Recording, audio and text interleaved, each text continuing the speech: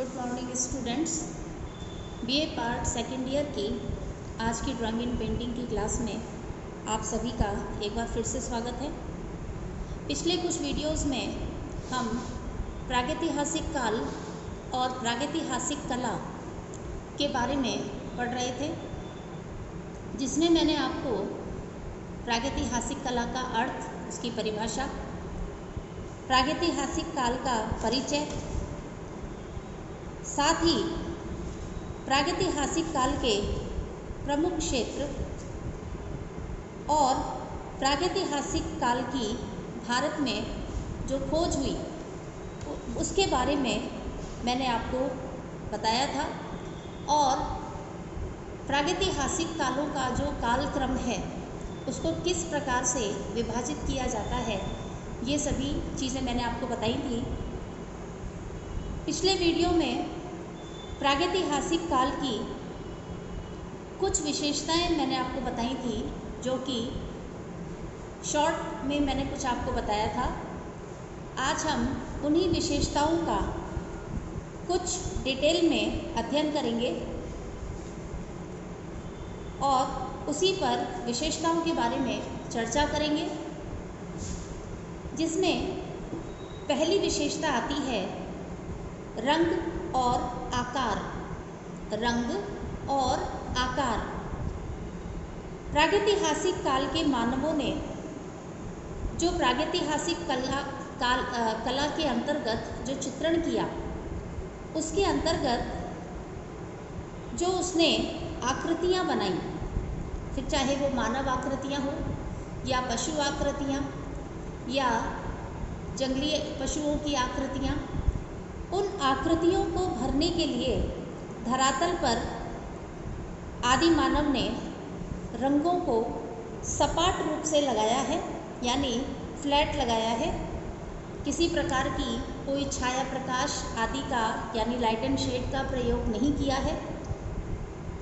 इन चित्रों में जो आसानी से या सुगमता से जो खनिज रंग प्राप्त हो जाते थे, उस समय आदि मानव ने या प्रागैतिहासिक काल के मानव ने उन्हीं रंगों का प्रयोग किया, जो कि उन्हें सरलता से उपलब्ध हो जाते थे, जो कि खनिज रंग थे। इन रंगों में अधिकतर या प्रधानतः आदि मानव ने अपने चित्रों में गेरू, हिरोंजी, रामरज तथा खड़िया आदि का प्रयोग किया। इनके अतिरिक्त यानी खनिज रंगों के अतिरिक्त आदि मानव ने रासायनिक रंगों का भी प्रयोग किया, जिसमें रासायनिक रंगों के अंतर्गत कोयला या काजल आता है, जिसका काले रंग के स्थान पर उन्होंने प्रयोग किया। अधिकांश आकृतियों के निर्माण में आदि मानव ने सीधी रेखा, वक्र और आयत आदि ज्यामितीय आकारों का भी प्रयोग किया। कई ज्यामितीय आकारों का आदि मानव ने सांकेतिक या प्रतीकों के रूप में भी प्रयोग किया, जैसे स्वास्तिक है, त्रिभुज है, वृत्त, षटकोण या आयताकार। ये सभी वे ज्यामितीय आकृतियाँ हैं या आकार हैं जिनका आदि मानव ने या प्रागैतिहासिक काल के मानव ने अपनी कला के अंतर्गत इन आकारों का सांकेतिक या प्रतीकों के रूप में इन आकारों का उसने अपने चित्रों में प्रयोग किया। पूरक रूप में क्षेपांकन पद्धति का प्रयोग किया गया। जैसा कि मैंने आपको पूर्व में भी बताया था कि क्षेपांकन पद्धति क्या है। क्षेपांकन पद्धति मैं फिर से दोहरा रही हूँ। क्षेपांकन पद्धति पहले तकनीक का अभाव था। प्रागैतिहासिक काल के समय किसी प्रकार की कोई तकनीक नहीं थी, कोई ज्ञान नहीं था, अर्थात उस समय कागज़ का आविष्कार नहीं था। जैसे कि आज के समय में आप लोग कोई भी चीज़ बनाने के लिए या चित्र बनाने के लिए अपने कागज़ पर या अपने कपड़े पर आप सबसे पहले, जिससे सारे ब्लॉक्स या पैनल्स सेम बने, डिज़ाइन सेम बने, इसलिए हम क्या करते हैं, उसको छापते हैं, जिससे सभी जो भी एक पैटर्न है कोई डिज़ाइन है वह एक सा बने। इसलिए हम क्या करते हैं, कोई कागज़ ले लेते हैं, जैसे कोई बटर पेपर है, फिर उस पर कोई डिज़ाइन बनाते हैं, कोई बूटा बेल ये बनाते हैं, और फिर उसके बाद उसे छोटे छोटे छिद्र करके या छेद बना करके उसमें हम उसको पूरी तरह से तैयार करते हैं छापने के लिए, और फिर किसी रंग से या नील से या कोई राख की पोटली बना करके फिर हम उसे छापते हैं। इसी प्रकार से पहले कागज़ तो हुआ नहीं करता था, तो प्रागैतिहासिक काल का मानव जो कि आखेट किया करता था, तो किसी पशु की, जानवर की खाल को लेता था जो कि पतली होती थी, जैसे हिरण की खाल है, उसको वह लेता था छापने के लिए, और उसमें उसी प्रकार की कोई आकृति बना करके उसको उसमें छोटे छोटे छेद करता था, और फिर इन्हीं प्राकृतिक या रासायनिक रंगों की सहायता से वह अपने धरातल पर, चाहे वह गुफा के दीवारें हों या धरातल हो या छत हो, उनके ऊपर वह छापा करता था। ये है क्षेपांकन पद्धति। ये चित्र जो प्रागैतिहासिक काल के मानव ने बनाए वे भद्दे हैं, असंगत हैं और कठोर हैं। उनमें सॉफ्टनेस नहीं है, लेकिन इनमें गति है और सजीवता भी है, और तूलिका की शक्ति इनकी प्रमुख विशेषता रही है। ये रंग और आकार जो पहली विशेषता थी, अब इसके बाद है दूसरी विशेषता विषय वस्तु, कि प्रागैतिहासिक काल का जो चित्रण है, जो कला है, उसकी विषय वस्तु क्या है। यह एक अलग से भी प्रश्न आता है एग्जाम्स में, तो आप इसका विशेष ध्यान दें।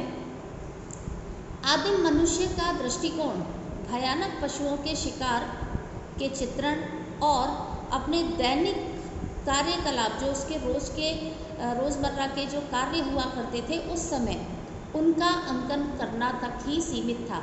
यानी जो प्रागैतिहासिक काल का जो मानव था, उनके चित्रों की जो विषय वस्तु थी वह उनका जो जंगली बर्बर जीवन था उससे संबंधित था, जिसमें वह आखेट करता था, इधर उधर घूमता था, उसने जो पशु देखे या आखेट संबंधी उसने दृश्य बनाए, और इसके साथ ही जो वह अपने दैनिक जीवन में जो रोज़मर्रा के जो क्रियाकलाप करता था उनसे संबंधित भी था। अतः उसने सांवर, बारहसिंगा, महिष, गैंडा, हाथी, सूअर, घोड़ा, खरगोश आदि जैसे पशुओं का स्वाभाविकता के साथ अंकन किया है।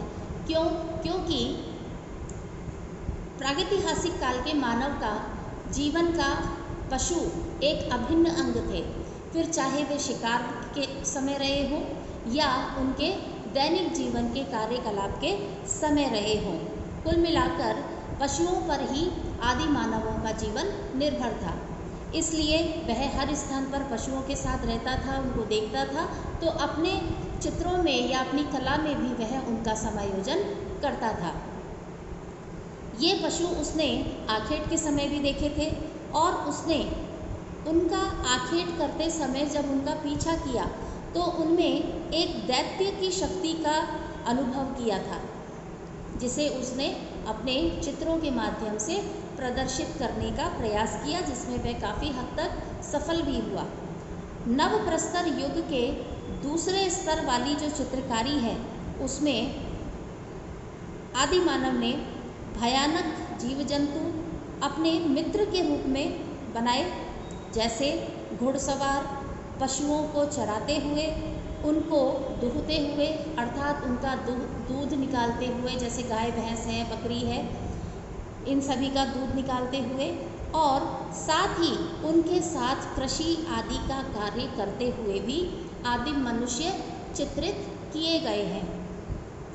पशु और पशुओं के आखेट दृश्य तथा जादू के विश्वास के प्रतीक चिन्हों का चित्रण भी इस समय की कला का प्रधान विषय रहे हैं। क्योंकि इस समय का मानव अंधविश्वास से ज़्यादा ओतप्रोत था, इसलिए उसकी भावनाएं कहीं ना कहीं जादू टोना इनसे ज़्यादा उनकी जो भावनाएं थी वो अधिक प्रेरित थी।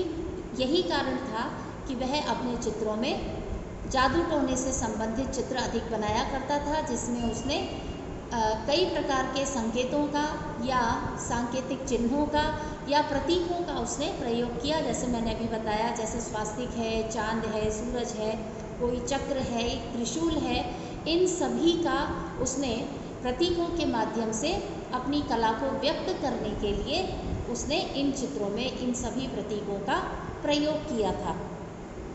तीसरी विशेषता है आकृति निरूपण। इन चित्रों में यदि हम देखें तो सादृश्य नहीं है, अर्थात सादृश्य का मतलब जैसा कि हमें दिखाई देता है, यानी रियलिस्टिक। ये चित्र जो है रियलिस्टिक नहीं है, जैसा यानी यथार्थ नहीं है कि जैसा हमें दिखाई देता है वैसा बनाया जाए, ये ऐसा नहीं है। बल्कि इन चित्रों में जो आकृतियाँ हमें दिखाई देती हैं उनका सरलीकरण करके फिर बनाया गया है।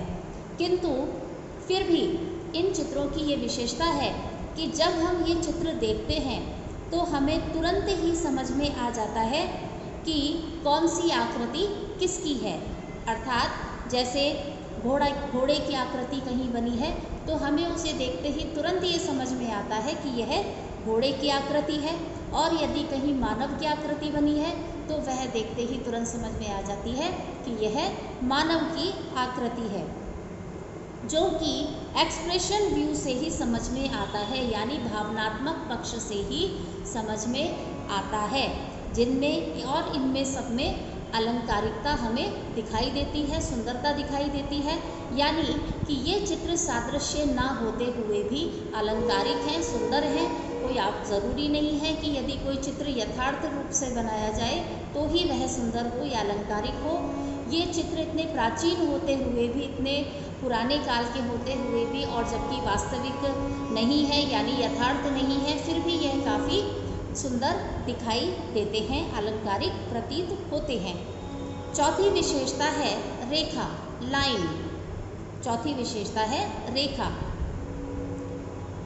इस कला के संबंध में कहा जाता है this is only art of line, कि यह केवल रेखाओं की कला है।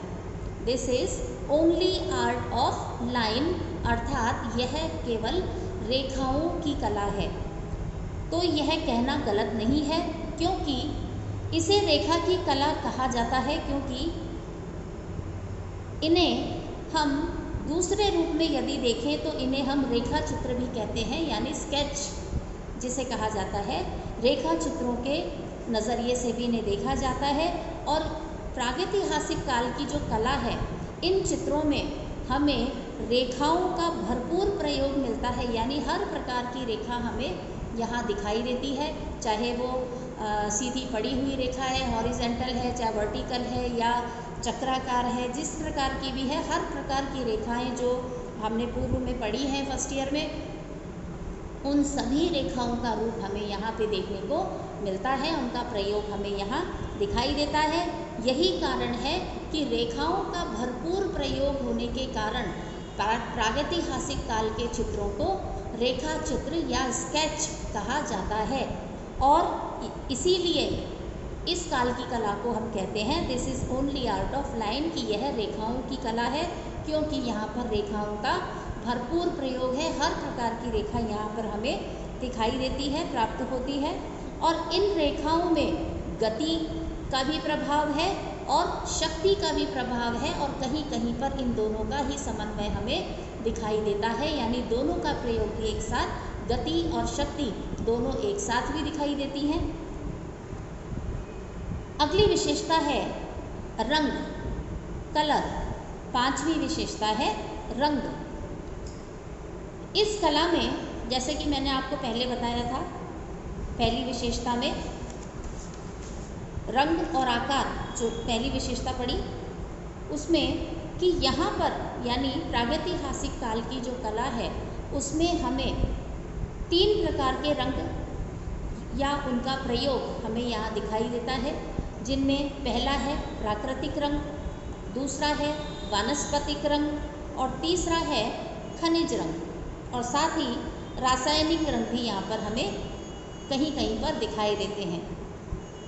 प्राकृतिक रंगों में आते हैं जैसे गेरू है, रामरज है।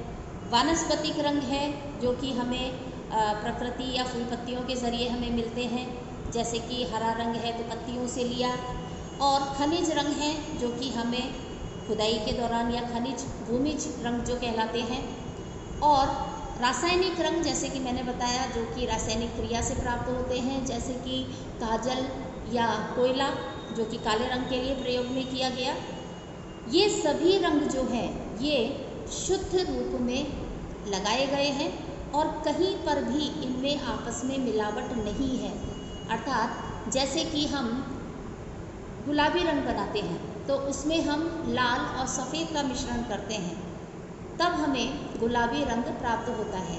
किंतु यहाँ पर यदि लाल रंग है तो उसका लाल ही प्रयोग किया गया है, उसका अकेले लाल ही प्रयोग है, उसमें किसी दूसरे रंग का मिश्रण नहीं किया गया, यानी उस कलर में प्योरिटी है। जो रंगों की प्योरिटी अगर हम कहें कहाँ मिलती है तो वह मिलती है प्रागैतिहासिक कला में। किसी भी रंग में दूसरा रंग नहीं मिलाया गया है, पूरी तरह से शुद्ध हैं, प्योर हैं। आदिम चित्रों में गेरू, रामरज, काजल, खड़िया आदि प्रकार के रंगों का सहजता के साथ प्रयोग किया गया है। छठी विशेषता है चित्रण विधान, यानी इनकी टेक्निक, या किन और साथ ही कौन कौन से माध्यम या धरातल इस कला के लिए प्रयोग में लिए गए। तो छठी विशेषता है चित्रण विधान। प्रागैतिहासिक चित्र जो हैं उनका आधार यानी उनका धरातल जो था वह था पत्थर। उस समय किसी प्रकार का कोई कपड़ा नहीं था, कोई प्रकार का, मैंने पहले ही बताया, कागज़ नहीं था, तो उनके जो तकनीक का जो माध्यम थे जितने भी थे वो सभी अधिकतर प्राकृतिक होते थे।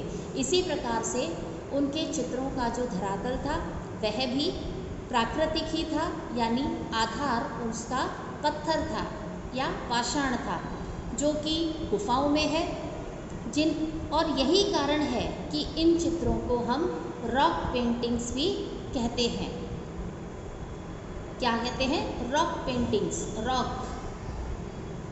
और कुछ बाहर पत्थरों पर भी है, कुछ चित्र हमें गुफाओं के अंदर मिलते हैं, तो कुछ चित्र प्रागैतिहासिक काल के जो उदाहरण हैं वे हमें खुले में वो जो पाषाण खंड हैं, जो पत्थर हैं या शिलाएं हैं, उन पर भी हमें इन चित्रों के उदाहरण प्राप्त होते हैं। पेड़ की डंडियों को तोड़ लिया जाता था और फिर आगे से कूट पीट कर उन्हें रेशेदार बनाते थे, ब्रश की तरह बना लेते थे, और फिर जो चित्रों की आउटलाइंस होती थी उन्हें किसी रंग के माध्यम से बनाने के बाद उन्हें किसी नुकीले पत्थर से खोद लिया जाता था, जिससे कि वे रेखाएं या सीमा रेखाएं काफ़ी लंबे समय तक के लिए बनी रहें, स्थायी बनी रहें, जिससे कि वे किसी प्राकृतिक आपदा से या बारिश के पानी से धुल ना जाएं, क्योंकि ये रंग मैंने बताया आपको प्योर होते थे, किसी तरह की कोई मिलावट नहीं है, तो उनका नष्ट होने की आशंका अधिक होती थी। इस वजह से उन्हें उनकी सीमा रेखाएं खोद करके बनाई गई हैं। सातवीं विशेषता है प्रतीक या प्रतीक चिन्ह। प्रागैतिहासिक कला के जो प्रागैतिहासिक काल की जो कला है यह आधुनिक कला के निकट अधिक प्रतीत होती है, क्योंकि मनुष्य का भावुक स्वभाव ही इसके जन्म का कारण रहा है। श्रद्धा और डर की भावना भी इसका एक प्रमुख कारण रहे हैं। जैसे कि मैंने पहले बताया, अंधविश्वास की भावना इनमें अधिक थी। प्रतीक चिन्ह पूजा और धर्म से संबंधित चित्रों में अधिक दिखाई देते हैं। यहाँ पर चक्र परिवर्तन का प्रतीक है, चांद, सूरज, कलश मंगल भावना के प्रतीक हैं। स्वास्तिक यहाँ पर दो प्रकार के पाए जाते हैं, पहला अबाहु और दूसरा सबाहु। अबाहु स्वास्तिक जो है उसमें भुजाएं नहीं होती, सिर्फ प्लस के निशान की तरह होता है, और सबाहु जो स्वास्तिक है, जैसा कि आज भी हम अपने पूजा पाठ के क्रियाकलापों में उसका प्रयोग करते हैं, उसी प्रकार का सबाहु होता है जिसमें भुजाएं होती हैं। और कहीं कहीं पर उल्टा स्वास्तिक भी बना हुआ मिला है, जो शायद कि या तो भ्रमवश बना दिया गया या भूलवश बना दिया गया। ये प्रागैतिहासिक काल की कुछ मुख्य विशेषताएं थी जिसके बारे में मैंने आपको बताया। इसके बाद आता है प्रागैतिहासिक काल कला के उद्देश्य, कि प्रागैतिहासिक काल के जो मानव थे उनका क्या उद्देश्य था इस कला को करने के लिए।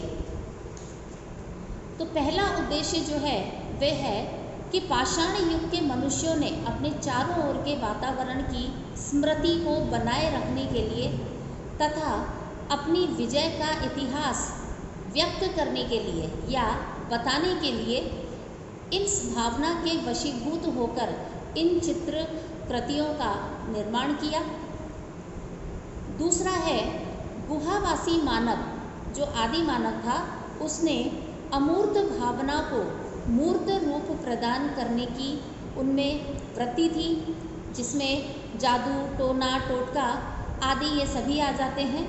इस वृत्ति के कारण भी उन्होंने ये चित्र बनाए।